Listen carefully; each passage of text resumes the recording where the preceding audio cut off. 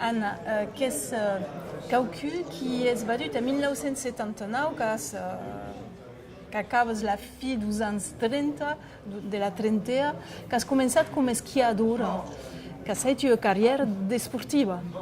I cert, pendent força anys, pramo que viu al costat de l'estació d'esquí, a Can d'en meu poble, que és a l'Ardú, en Val d'Aran, al long de força anys esté en equip nacional d'esquí, competint per la Federació Espanyola d'Esports d'Hivern, pendent força anys, corrent copes del món, etc., viatjant, en fi, força temps, o sigui que em sembla altra vida més aquí, sí. També que has hagut una altra vida que era jornalista. Has deixat el jornalisme o què n'és tostem? Tostem n'és un senyal més. Sí que és veritat que no s'ha de capacitat, no s'ha de avantatge o desavantatge, més quan és qui la causa deixi d'anar alta. Per tant, ara mateix el jornalisme l'he deixat bastant aluenyat perquè me dediqui en aquests moments a la política. Per tant, el jornalisme l'he deixat de costat, sí que hi ha aquest avantatge o desavantatge, no sabi com definir-la, més quan és qui la causa me'n desbrem vidrauta. I quin és arribat a la política, que és diputada, i quin s'hi ha passat?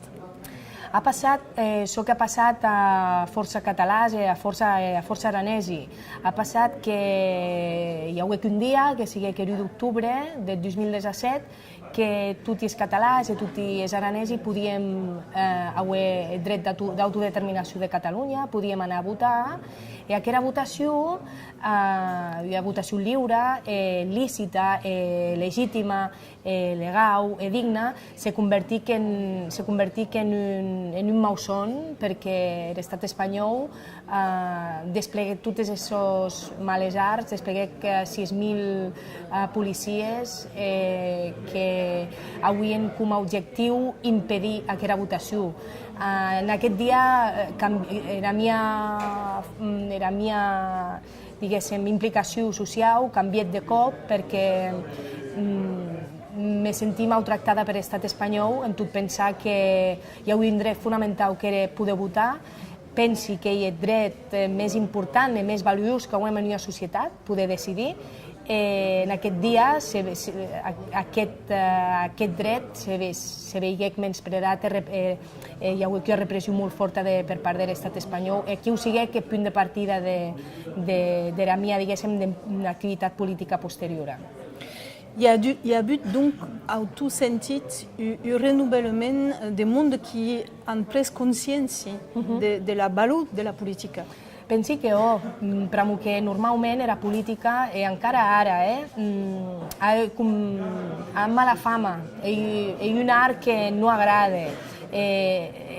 Jo també l'he criticat i la critiqui. Pensi que era política, és una estructura vella, antiga, que cal canviar. Les polítiques són maneres que s'han instal·lat d'una manera que costa molt canviar-les. Per això pensi que era mala fama, perquè hi ha força gent que són en eslocs, que no canvien de posició, que al long de la vida se dediquen que estan en política.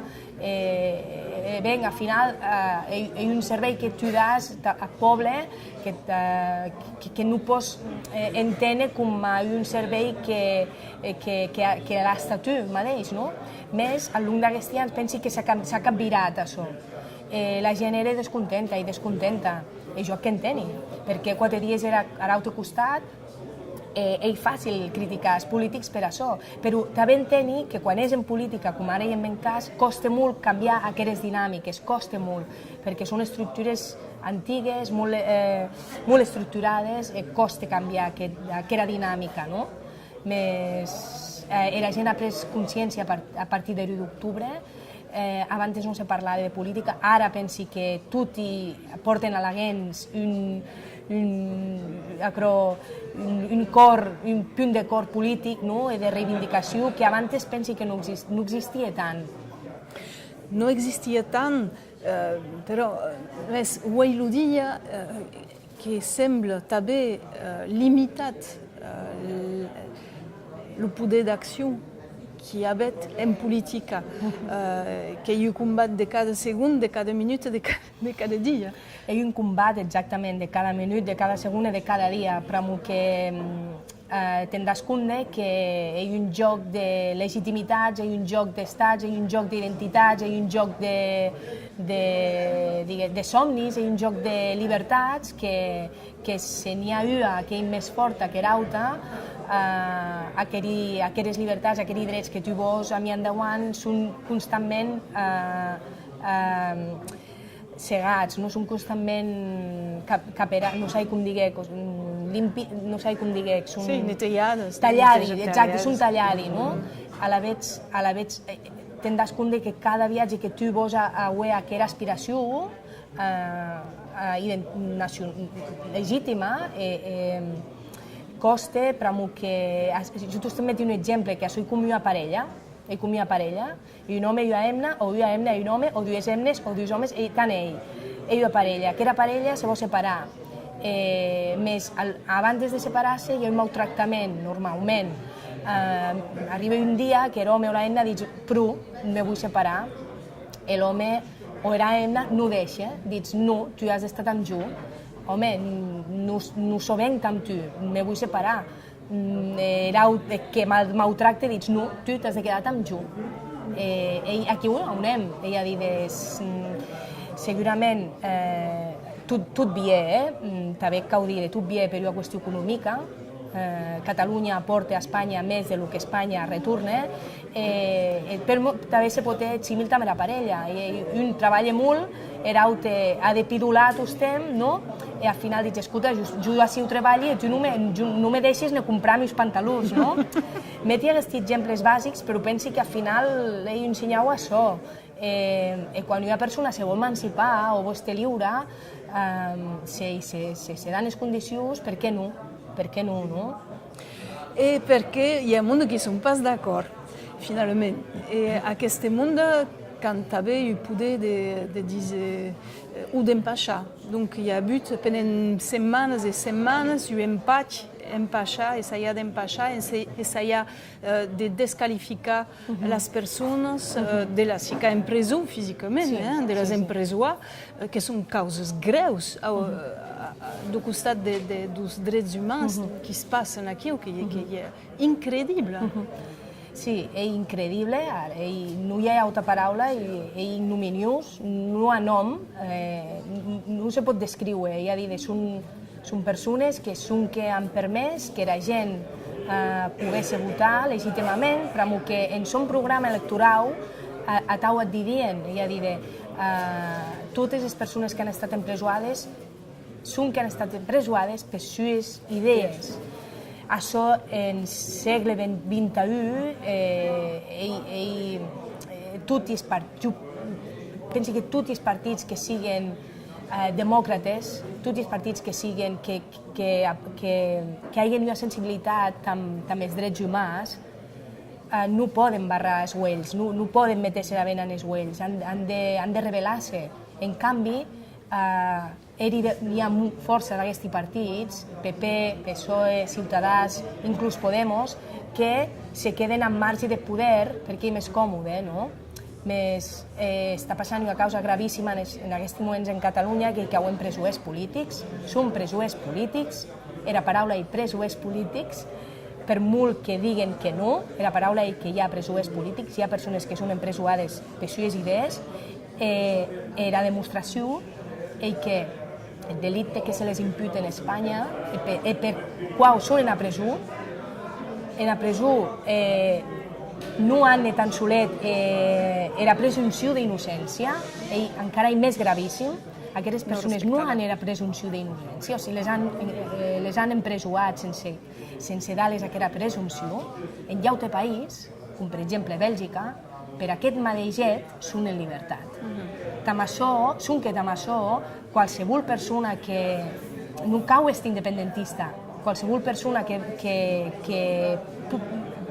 vulgui comparar veurà que s'estan vulnerant tots els drets civils i humans d'aquesta gent. El fet a retrobar així en Béarn aquest dia, bon, ne sabem pas que abans l'acte d'Ussé, ne sabem pas si hi havia Her de Mund o Xic de Mund, que s'ho quitté d'estar així en Béarn. La veritat és que m'agrada pla, però que primer vull agrair que hagin pensat en Ju.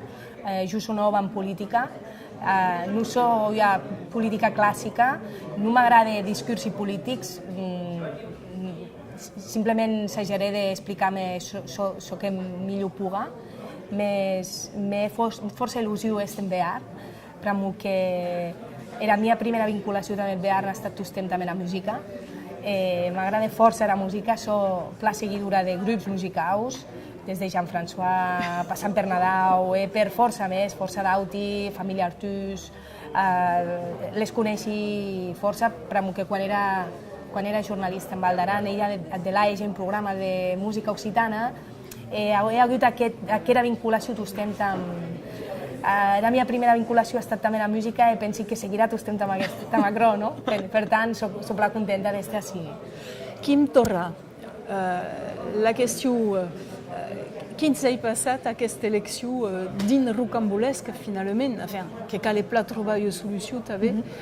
Bé, cau rebre en va que la nostra primera opció era l'opció que tu estem defensant i que el nostre president és Carles Puigdemont. Ell és president encara legítim de Catalunya i legítim però que ell sigui escollit per a majoria parlamentària i sigui cessat per article 155 per estat espanyol.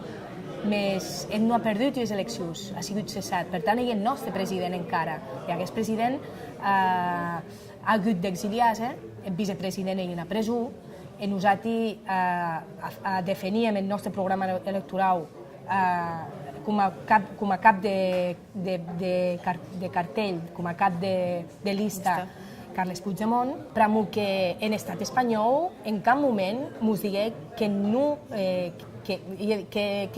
sigui possible aquesta opció. Ja diré, en cap de moment digué que no podien presentar una persona que sigués en exili. En cap moment ens digué que podien metre en la llista una persona que sigués en la presó. Amb això vull dir que encara Carles Puigdemont, Quim Torra, tothom, perdona, veueu un mínim de repàs.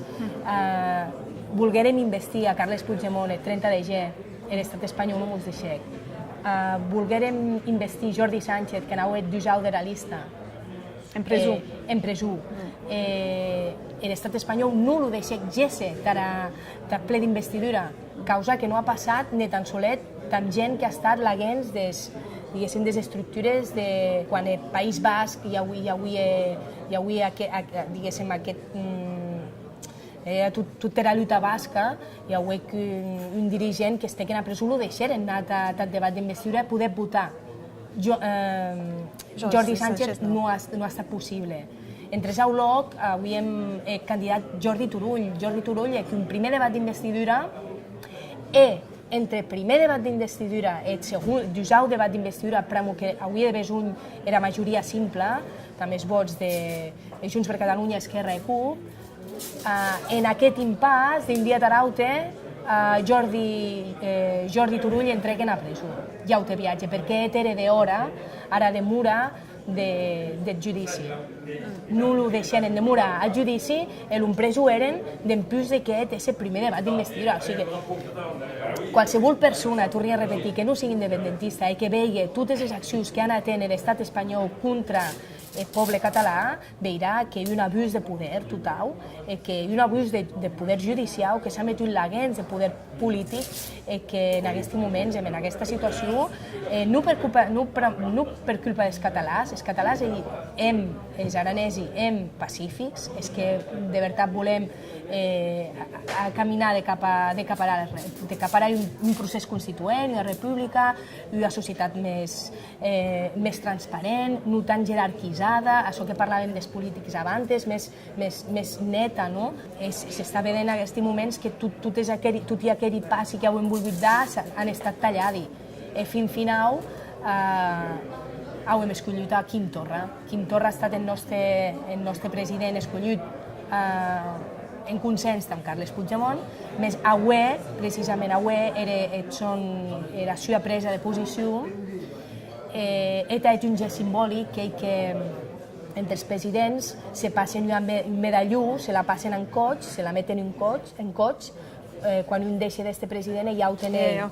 La passació. Era passació, sí. No hi ha estat, però que Carles Puigdemont en estranger i en exili, exiliat, Quim Torra ha volgut deixar el medalló et deixus d'ell a taula, ha volgut una cerimònia molt sòbria, molt escueta, cuerta, amb pocs convidats, i era la seva mare, la seva Emna, perquè ell ha volgut demostrar d'aquesta forma que no hem en una situació normal, que que no siguem en una situació normal, les institucions pensen que han el deure demostrar que no se normalitza, en primer terme, deixant llibertat als presos polítics. La gent me dirà, home, però això no ho queden els polítics. Segurament, si parlessin, seria més fàcil.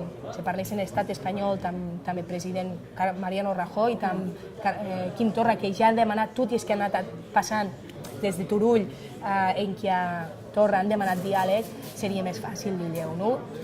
Seria més fàcil si primer de tot les deixessin en llibertat, perquè al final són innocents si no se demostra el contrari. Merci. Bon, que vam atendre ara l'actuació, tot simplement. Et puis, si avem el temps après l'acte, que tornem si hi ha complements o si hi ha d'altres qüestions. D'acord. D'acord? Gràcies. Bon, merci. Gràcies a tu.